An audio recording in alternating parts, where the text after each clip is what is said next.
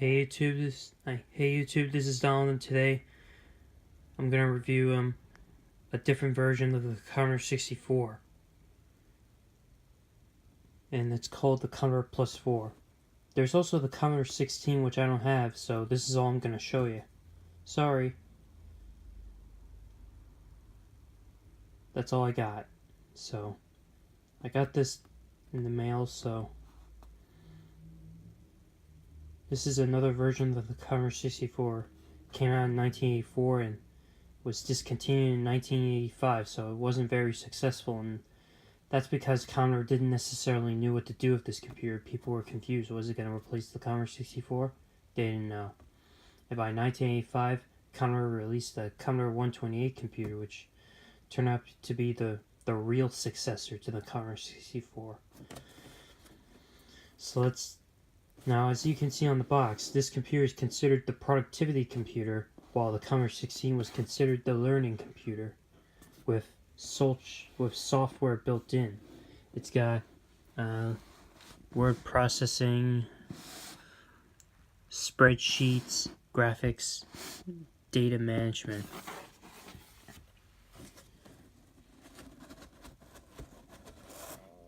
It's got the same amount of memory as the Commodore 64.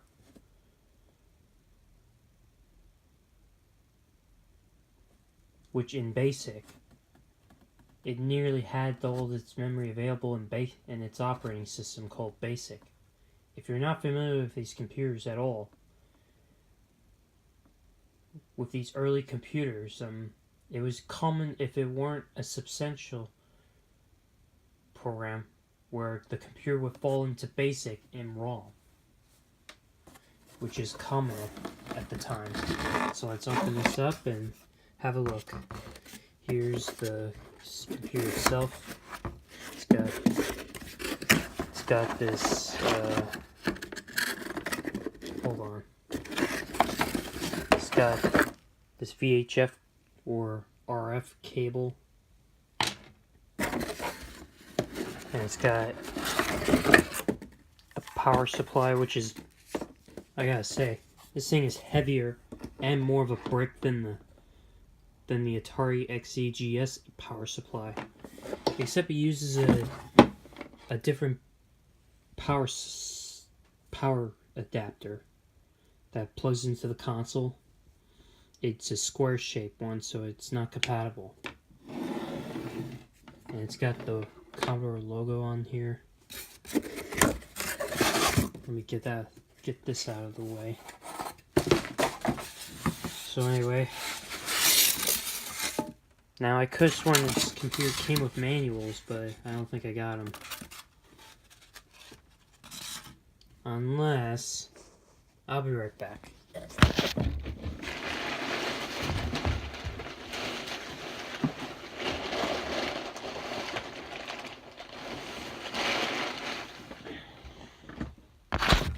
Nah, it didn't come with manuals. So anyway, let me take the foam off of this computer.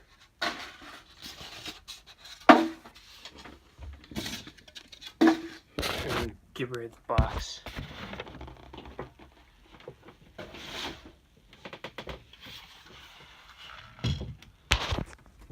And here we are, the Commodore Plus 4 itself. Now, it's got a weird directional key thing right here.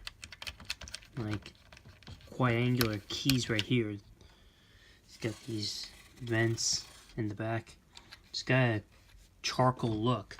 This design looks nothing like the Commodore 64. In fact, it's more different than the Commodore 64. And it says on here, Plus 4. It's got, like, 2 function keys on. It's got function key 1, function key 4, function key 2, and function key 5, function key 3, and function key 6, a help button, and a function key 7. It's pretty much the same keyboard layout as not really the same layout as the Commodore 64 or VIC-20, but keyboard might look nice, but I think it's got a cheap and mushy feel. Similar to that of the Atari 130XE, I think. Which I don't have either, but whatever. It may sound like a full stroke keyboard, but it's actually mushy. But it actually has a cheap and mushy feel. But I never used a mushy keyboard before, so I don't know what they're like. So anyway, let's check around the side. It's got a reset button and a power switch, a rocker power switch. It's got a reset button, which is a good idea to have, as with a lot of video game software, a reboot was the only exit option. The Commodore 16 had that too. Underneath it's got rubber feet, and it's got the Commodore label. It says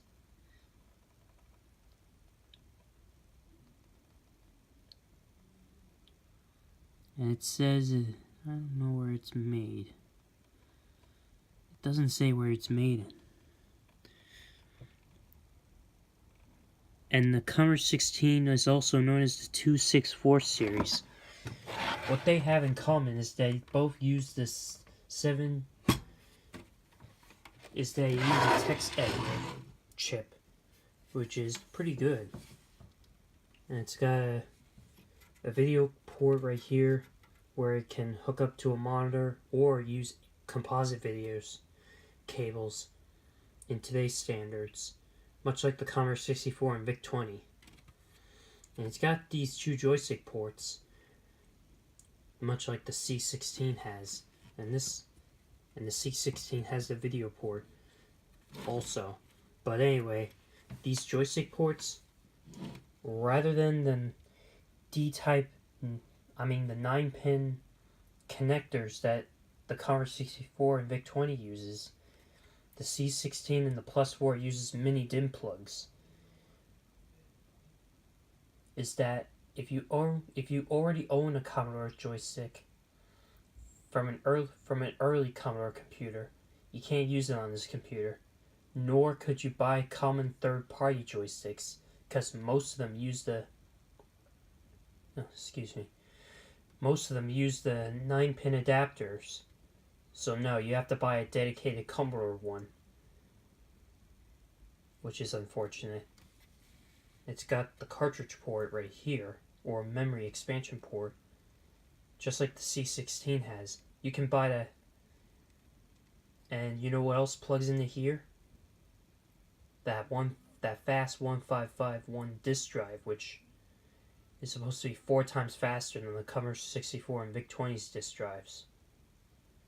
It's got a user port for expansion, something the C16 lacks. It's got a cassette port. So like the joysticks, users who are forced to buy a specific cassette deck just for those machines, even if they owned an early Commodore or could get one secondhand. And it's got the same serial port as the Commodore 64 and VIC-20, which means you can use the same disk drives, 1541 disk drives and printers, if you wanted to, back in the day.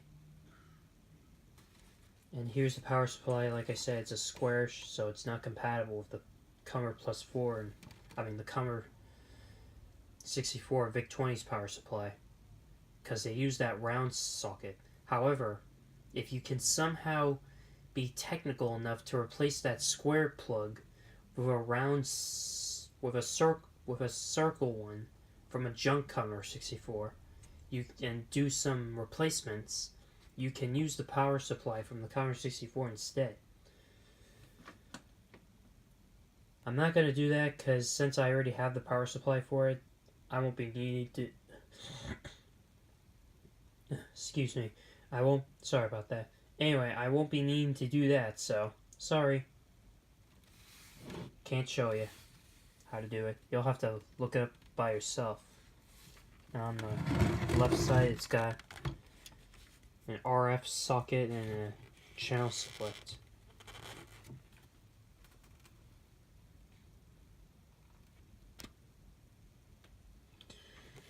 So anyway, now this thing does have more colors than the Commodore 64. It can display up to more colors than what the Commodore 64 can produce. However, the downside of this is that it couldn't process sprites. So if you couldn't process sprites that good, nor was its sound capability up to what could be produced from the Commodore 64 SID chip.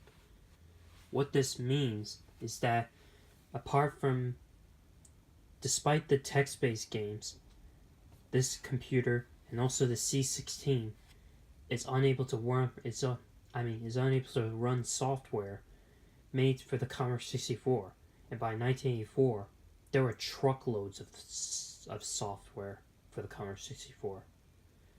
So, because of that, and this thing sold for $300 back in the day release, it didn't do very well. So it only retailed for about a year for $300. Now, the Plus 4 and the Commodore 16 are largely compatible. They were released in the same time and they are often promoted together, so that wasn't such a good move by Commodore.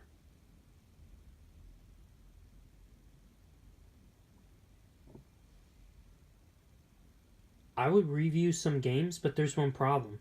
I didn't get any software for this computer, so until I get software for it, the videos may not be uploaded until I may not be able to upload any Plus 4 videos about any games it could achieve with the hardware that it does have. I did see some demos and games for the Plus 4 and the Commodore 16 from another guy from New Zealand.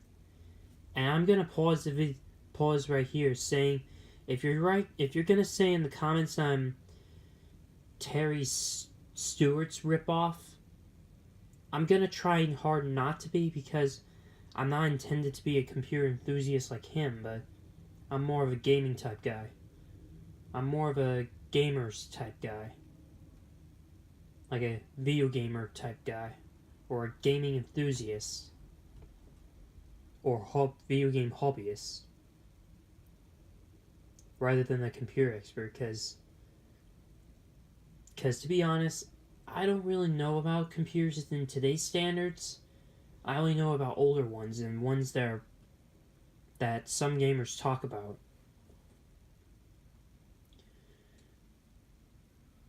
Anyway, about this expansion port, you're wondering that this thing should be compatible with the modem for the Commodore 64, even though in today's standards the modem would be useless in today's standards. So anyway, subscribe if you want to see more videos. But anyway, in conclusion, the Plus potential users are better off buying a Commodore 64 with some better games, with some good games, if they have a real need for it. But if you're a computer collector, like a classic computer enthusiast, or a computer enthusiast that likes to collect retro computers, be sure to keep on the lookout for this computer, because I'm not sure if they come up often or not.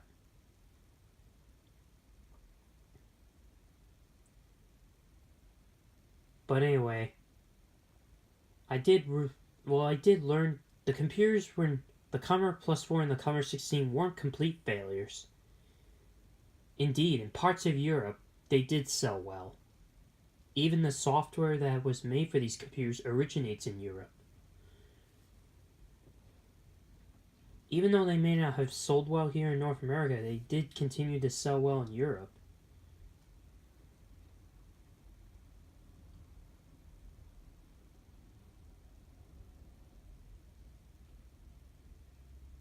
But anyway, like I said, But like I said, if you're looking to get some better games than this, be sure to buy a Commodore 64 instead.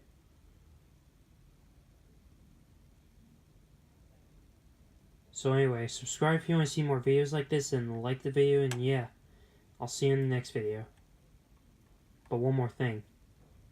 If you want to see how, if you can somehow, if you somehow want this computer, then yeah, get this. If you, excuse me for a sec, folks. Not now. Not now. Sorry, folks. But anyway, I'm back. But anyway, like I said, this thing, yeah, like I said, if you're a computer collector, if you're a serious computer collector, like I said, you can definitely get this if you want. It's not a machine that I would recommend, but if you like to see any cool things that can be achieved with the hardware that it does have, then yeah. But be sure to get an SD2 IEC device, which will allow you to download SD cards. I'll talk about this device in another video. For now, I'm only here to discuss the Plus 4. So anyway, and the C16, even though I don't have the computer. I still got the Plus 4 though. But anyway, subscribe if you want to see more videos like this, and like the video, and yeah, I'll see you in the next video. This is me, signing off.